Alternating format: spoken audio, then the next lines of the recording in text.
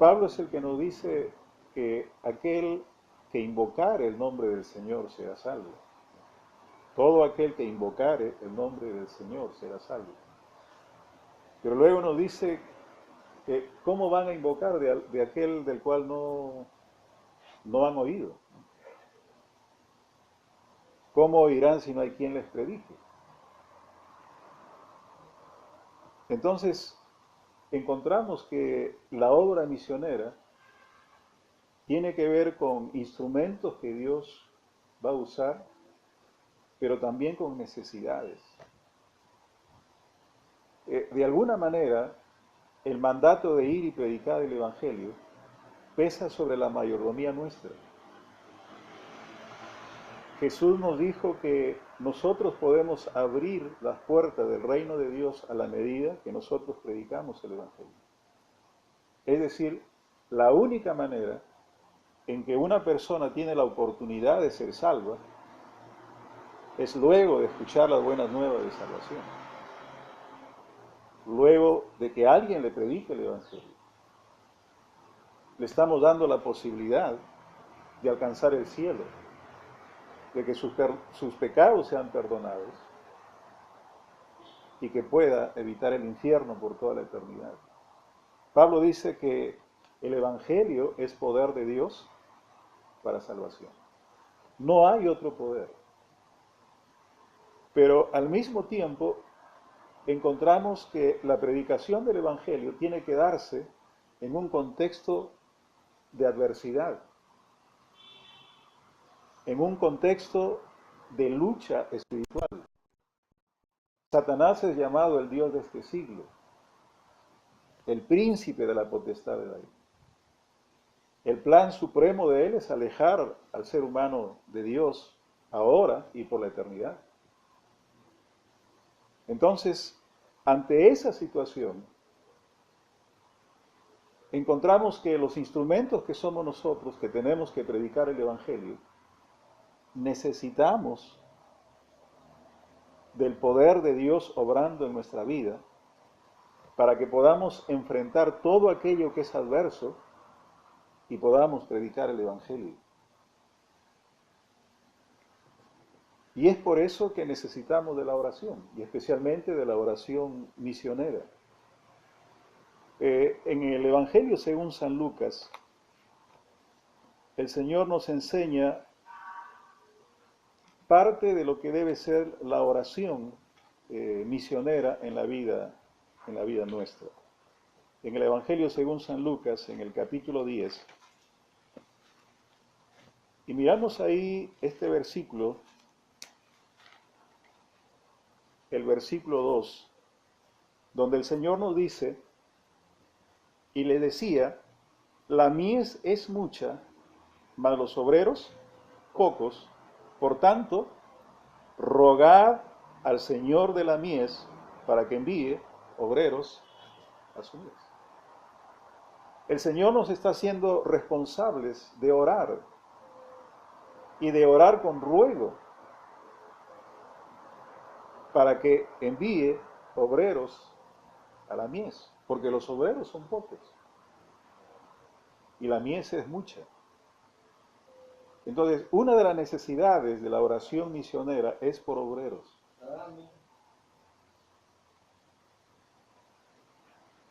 Dios llama inevitablemente a sus hijos para ir y predicar el Evangelio. El asunto es que aquellos que son llamados se comprometan con Dios en obedecerlo. Hay miles de cristianos, de hombres y mujeres que se quedan con el llamado de Dios para ir y predicar el Evangelio. Porque caen en la trampa de Satanás y sus vidas quedan atadas, enredadas por alguna cosa y dejan de obedecer al Señor.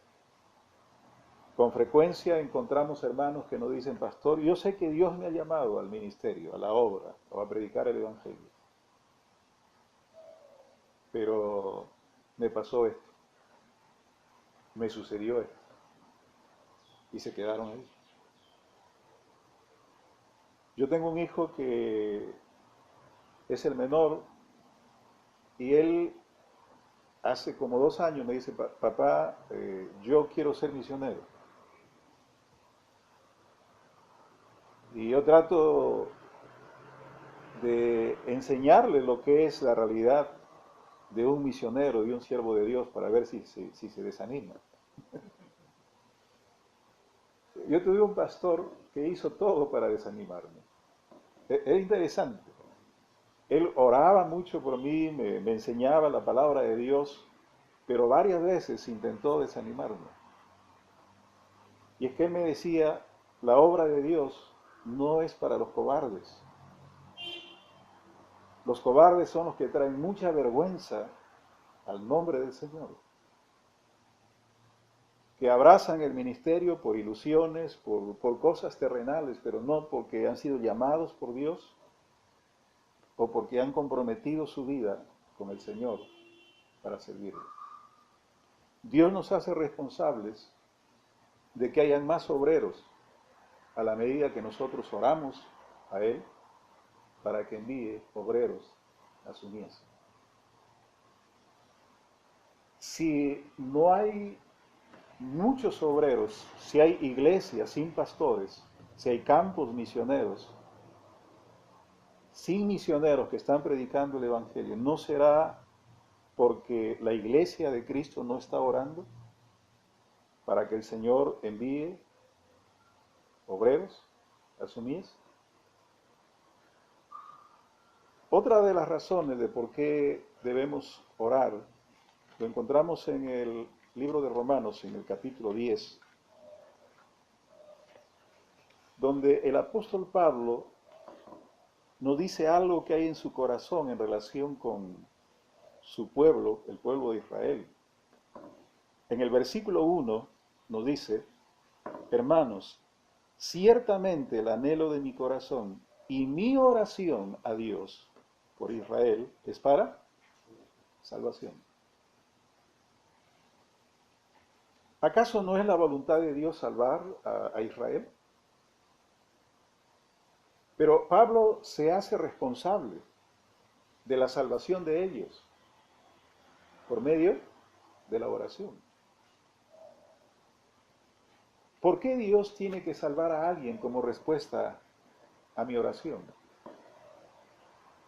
O, o diciéndolo de otro modo, Dios no salvará a alguien porque yo no estuve dispuesto a orar por esa persona. Pablo dice aquí, mi oración a Dios por Israel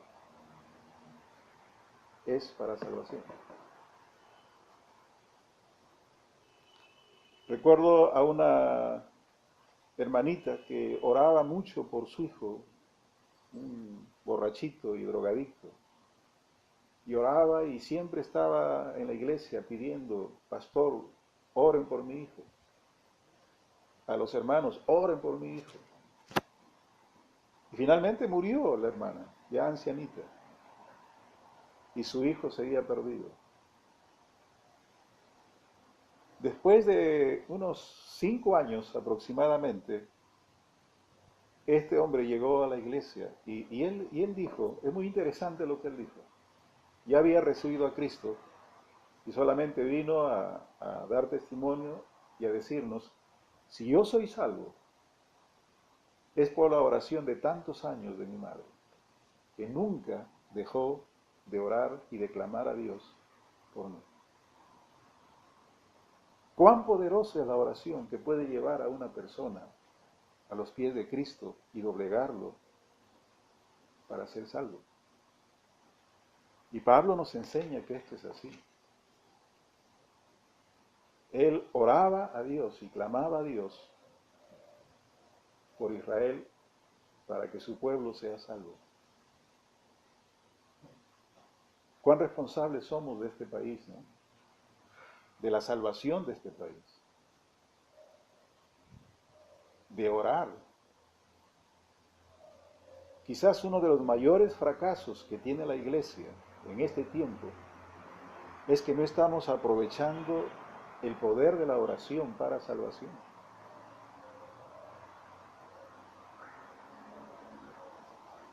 Y tal vez los mismos pastores somos culpables de no orar o de no juntarnos a orar. Yo sé que todos los martes convocan aquí a los pastores para orar, pero no vienen. Y ya tienen conferencias todos ¿No? los días. Morán y Remigio están en una conferencia en Cantón Alto, Ya. con el Aleluya. Pero lo ideal fuera ver que este lugar no cabe de pastores, ¿no? Que estén llenos aquí orando por su ministerio, orando por los misioneros, orando por las iglesias. Y es que Satanás no le tiene miedo a alguien que no ora, porque aquel que no ora está expresando que no depende de Dios. La oración en nuestra vida expresa que nosotros dependemos de Dios, que nos sometemos a Él, que necesitamos de Él. Y entonces, si Él logra que una iglesia no ore por la salvación de su pueblo, de sus vecinos, por la salvación de su nación, Satanás tiene mucho campo para obrar con libertad. Me llamó la atención a un grupo misionero que nos visitó ahí en el local donde estamos trabajando. Me llamó la atención lo siguiente. Conversamos de cómo es la situación, me preguntaron, pastor, ¿cómo es la situación del lugar?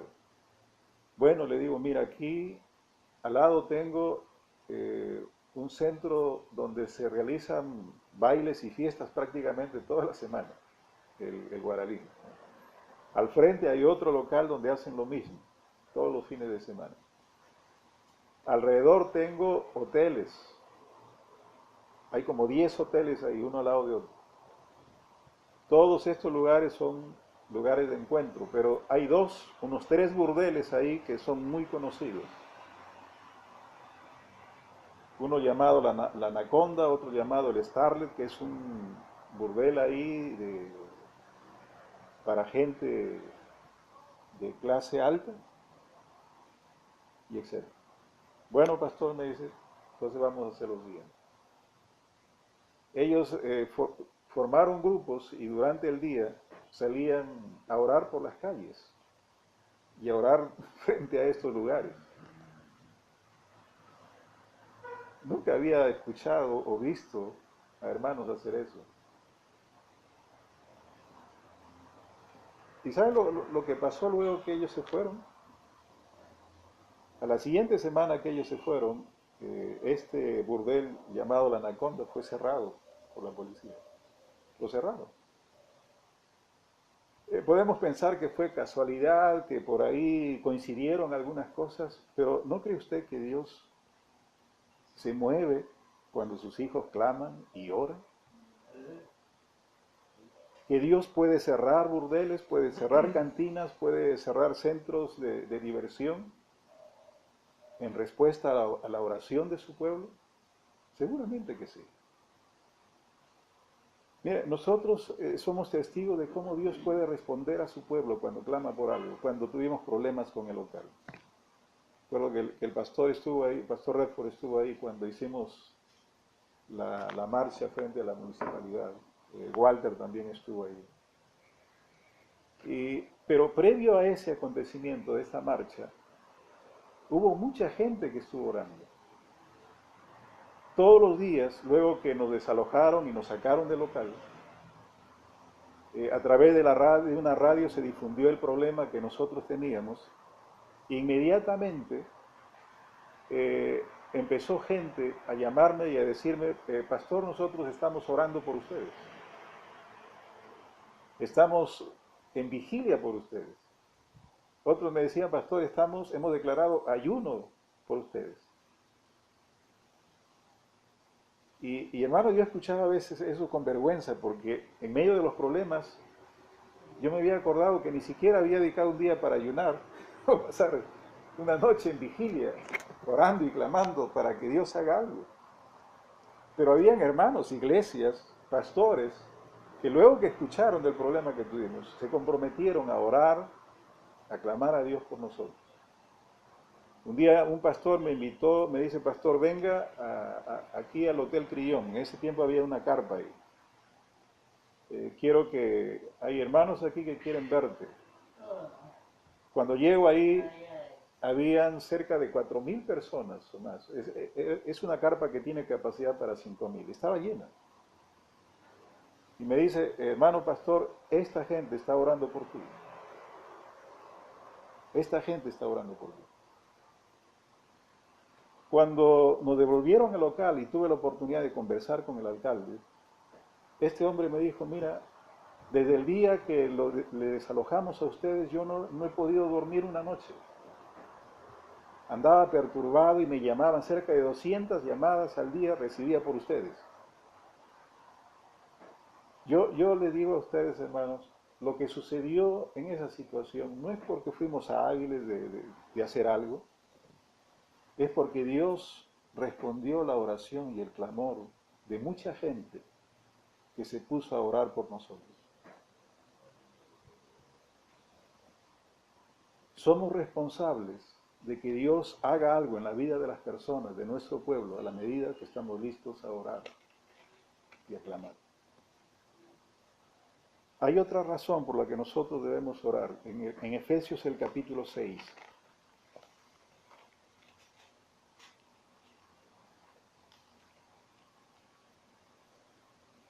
Efesios el capítulo 6. Y miremos ahí lo que Pablo nos dice en el verso 18 en adelante. Dice, orando en todo tiempo con toda oración y súplica en el Espíritu, y velando en ello con toda perseverancia y súplica por todos los santos. Ahora, verso 19. Y por mí, a fin de que al abrir mi boca me sea dada palabra para dar a conocer con denuedo el ministerio del Evangelio. Si hay algo que Pablo siempre andaba pidiendo de los hermanos, es oración por él. Oren por mí. En otras partes dice, les ruego, oren por mí.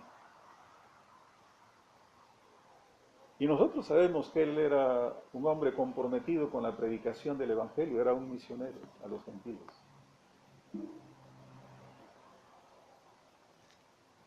Pero cada día, seguramente, él se daba cuenta que era un hombre necesitado de la oración del pueblo de Dios, de sus hermanos.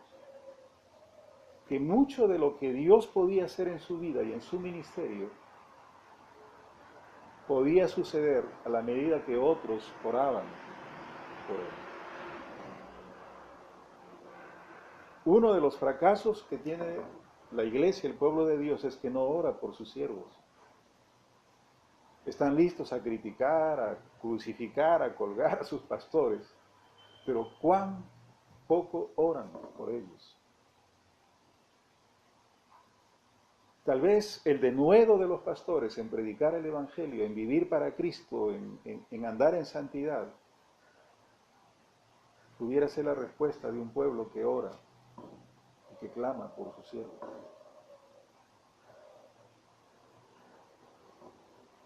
Un misionero sin la oración del pueblo de Dios probablemente no tenga lo que Pablo dice aquí, denuedo.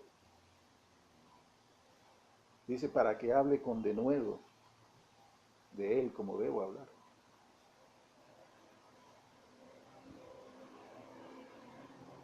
Si no hay denuedo, no hay ánimo, ¿no? Estamos ahí haciendo algo, pero el denuedo en el corazón de un hombre cambia las cosas. Está listo a hacer lo que sea necesario a pesar de la adversidad, a pesar de los problemas. No importa lo que está pasando, tiene denuedo en su corazón. Tiene fervor en su corazón.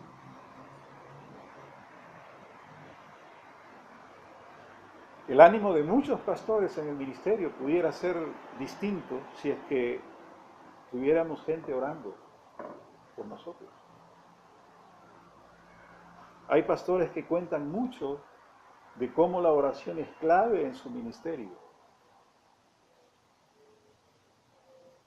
Recuerdo de un pastor que cuenta que cada vez que él estaba orando, había un grupo de hermanos en el sótano, ahí en la iglesia.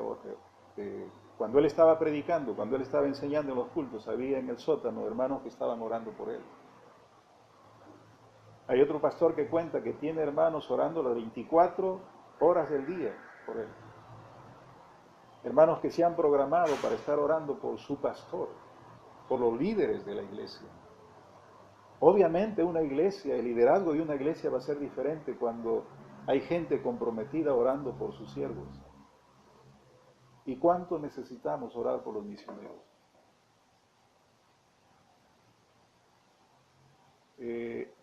Yo he sido por varios años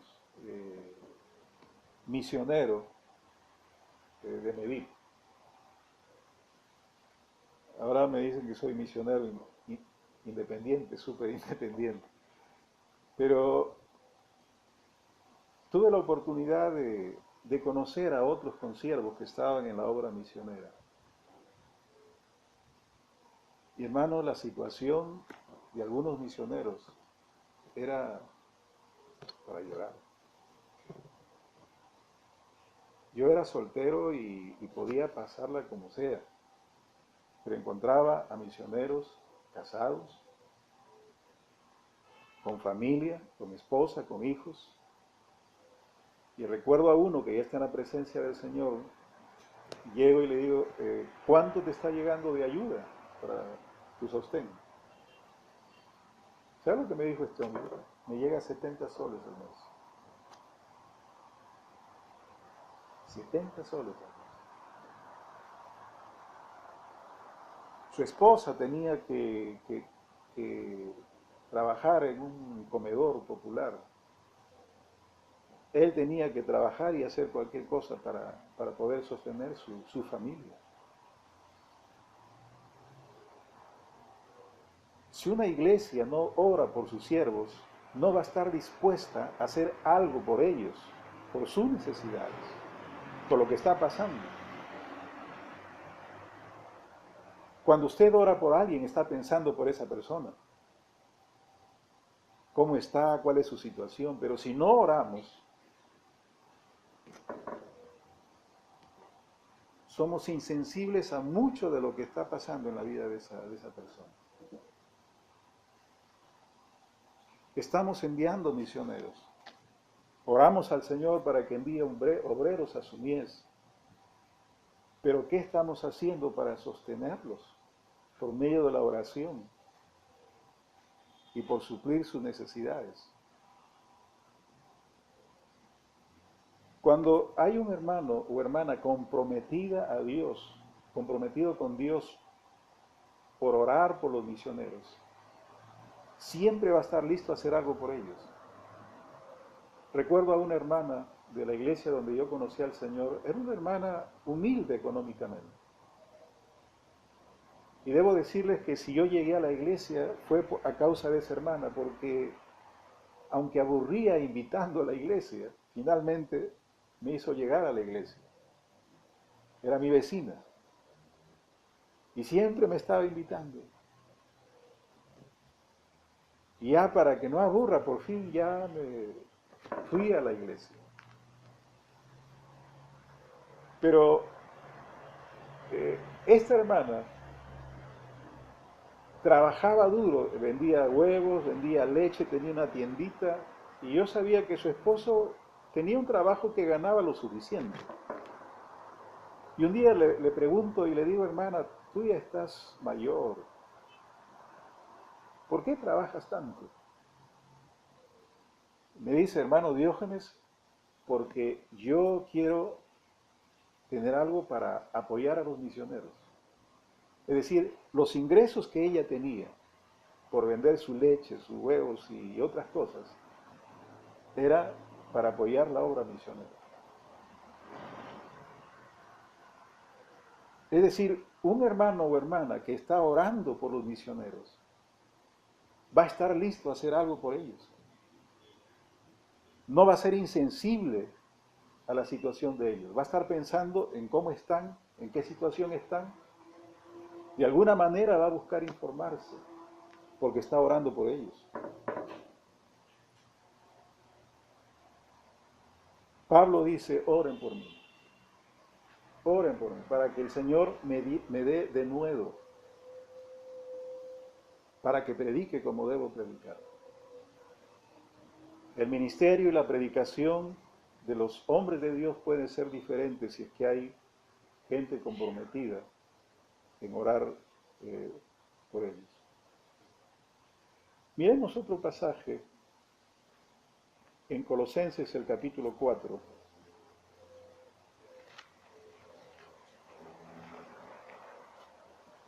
Colosenses, el capítulo 4.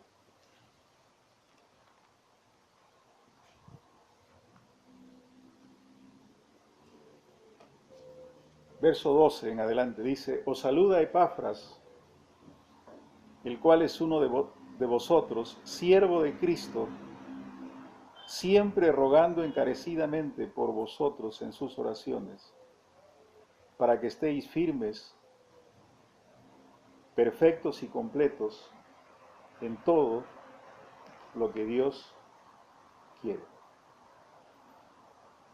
Aquí Pablo nos habla de la oración, en este caso, por los hermanos.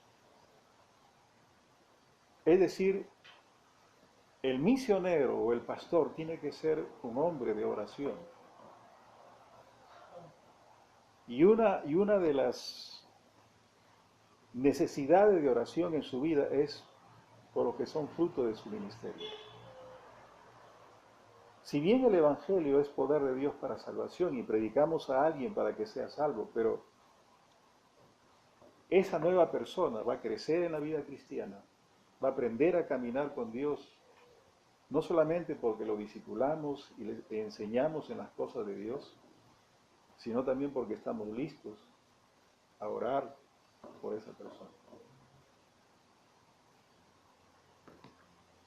La oración en este caso era para que estos hermanos estén firmes, perfectos y completos en todo lo que Dios quiere. Las iglesias son fruto de nuestro ministerio. Y tal vez las dolencias o las falencias que tienen muchas iglesias es porque nosotros hemos transmitido esas falencias. Porque no les enseñamos a ellos a orar, a clamar, a crecer, a ser perfectos y completos en todo a lo que Dios quiere.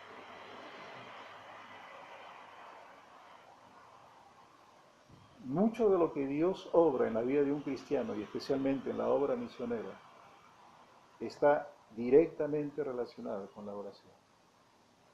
Eso es indudable. ¿Cuánto necesitamos orar? ¿Cuánta necesidad hay de la oración en la obra misionera, en la obra de Dios y en nuestras vidas?